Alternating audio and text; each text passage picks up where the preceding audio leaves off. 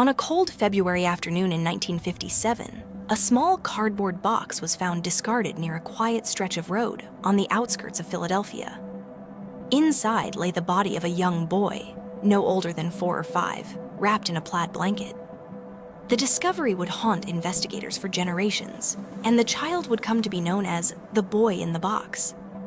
The scene was bleak and silent, the winter air heavy with damp soil and the faint rustle of bare trees.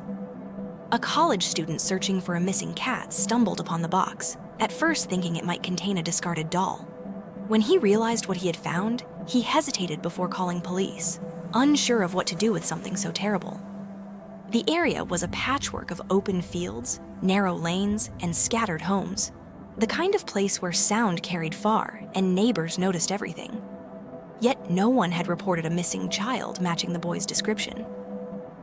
Officers arrived quickly, parking their patrol cars along the muddy shoulder, headlights cutting through the gray afternoon.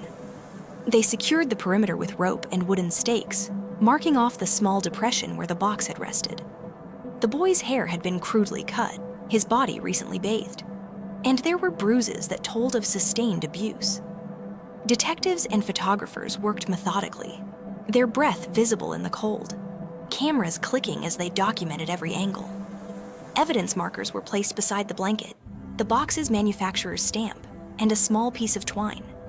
The silence that followed was heavy, broken only by the low murmur of radios and the soft crunch of boots on frozen ground. The first hours after the discovery were filled with confusion and urgency. The coroner's wagon arrived under dimming light, its rear doors swinging open as officers lifted the small form inside. Reporters, drawn by police chatter, gathered at the roadside, their flashbulbs reflecting off the wet pavement. Detectives canvassed the nearby houses, knocking on doors, asking if anyone had seen a car stopped along the road or heard a child's cry in the night. The weather had turned colder, a thin mist settling over the fields, making visibility poor. Inside the city's medical examiner's office, the boy was examined under harsh fluorescent lights.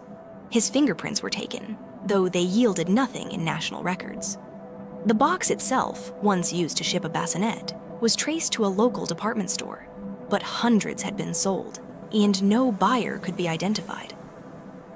Officers combed the surrounding brush for clothing, toys, or any sign of where the child might have come from. They used wooden poles to probe the undergrowth, marking each find with small flags. K9 units were brought in, their handlers guiding them through the thickets, but the dogs found no scent trail beyond the immediate area. The boy's face was photographed repeatedly, and sketches were distributed to precincts and newspapers across the region. Within days, the image appeared in post offices, diners, and gas stations. Yet no one stepped forward to claim him. The city's morgue staff, accustomed to tragedy, spoke quietly among themselves, unsettled by the child's anonymity. The case file began to thicken, page by page, as leads came in and quickly faded. As weeks turned into months, the investigation expanded far beyond Philadelphia. Detectives followed tips from neighboring states, tracing rumors of missing children and abandoned families. They interviewed foster parents, orphanage directors, and social workers, comparing records line by line. The boy's dental chart was circulated to pediatric dentists, while the blanket fibers were analyzed under magnification for any trace of origin. Technicians used ultraviolet light to search for hidden stains on the box and blanket, carefully labeling each sample for the evidence locker. The process was slow, deliberate, and often frustrating. Officers drove long hours through rural roads, following faint leads that ended in dead ends or mistaken identities. The community, shaken by the story, held vigils and prayer services, hoping someone would recognize the child's face. Mothers kept their children close, and schools reminded parents to report any suspicious behavior. The local press continued to print updates, their headlines alternating between hope and despair. The boy was eventually buried in a simple grave, marked only as America's Unknown Child. Police attended the funeral in uniform, standing in silence as the casket was lowered.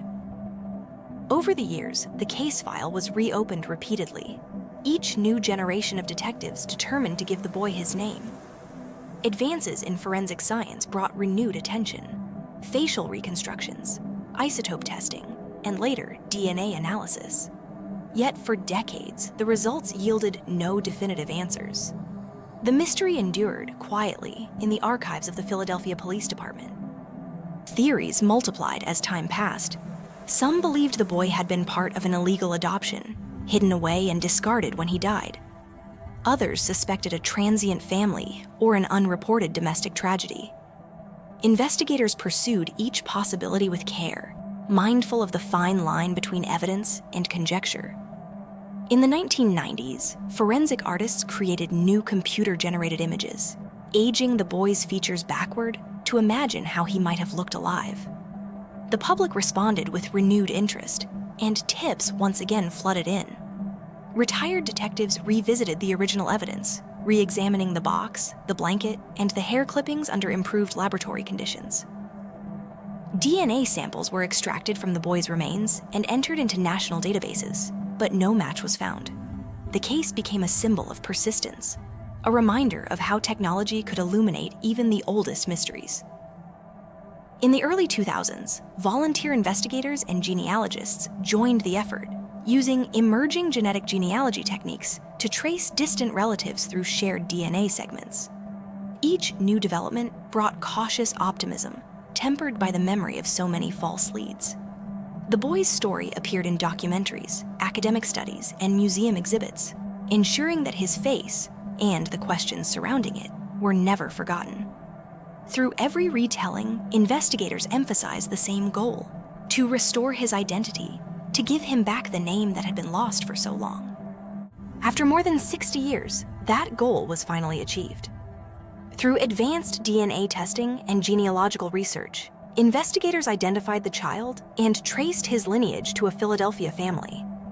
The revelation closed one of America's oldest cold cases, though it opened new questions about the circumstances of his death. The boy, once known only as the boy in the box, was given a proper name and reburied with full recognition. For the detectives who had carried the case across generations, the moment was both solemn and redemptive. The city gathered once more at his gravesite, this time not to mourn an unknown, but to honor a child who had finally been found. The investigation's resolution demonstrated the quiet power of persistence, of science catching up to compassion. In the end, the story stood as a testament to every investigator, volunteer, and citizen who refused to let the case fade into history. The field where the box was discovered remains unchanged in many ways, quiet, unremarkable, and yet forever marked by what was found there. The wind still moves through the grass, carrying the memory of a search that lasted a lifetime. And though the mystery has been answered, the legacy endures, a reminder that every lost child deserves to be known, and that time, however long, can still deliver truth.